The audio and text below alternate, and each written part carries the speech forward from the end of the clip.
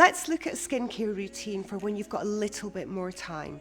I like to do this facial at home on a Sunday, but let's be fair, you can do it any night of the week. Now, DECLÉOR have many masks for different occasions and for different skin types. My particular favourite is the 1 minute lifting mask. It's a massaging mask. The reason I like it is because it works in 1 minute, but you can also use it for 5 minutes. So again, this is where the technique of massaging to improve the contours and the fitness of your skin and the fitness of your muscles really kicks in, because it encourages you to massage. So I use this for maybe 4 or 5 minutes, and I'd use more than I would if I was doing it for a minute. This has got a beautiful texture to it. It's quite thick on its immediate delivery, and I'm going to show you how to massage onto your skin. This product, the more you massage it, the more it melts. So it changes from a balm into an oil. Again, same procedure, starting from the center of our face, outwards and upwards, and don't be scared to use this product. Working all the way along the forehead, outwards and upwards, into the neck.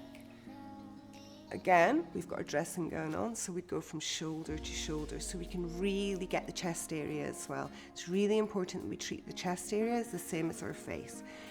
So outwards and upwards. Now we're going to do circular motion with this product, just to start working it in. And do you remember that V movement I showed you? You can really use that and glide under the cheekbones, all the way up to the temples and the top of the nose. You're really lifting. Lots of massage. Now, the good thing about using the massage mask is you can be organic. You might find you've created your own little movement, and that's perfect because you get to know your facial contours.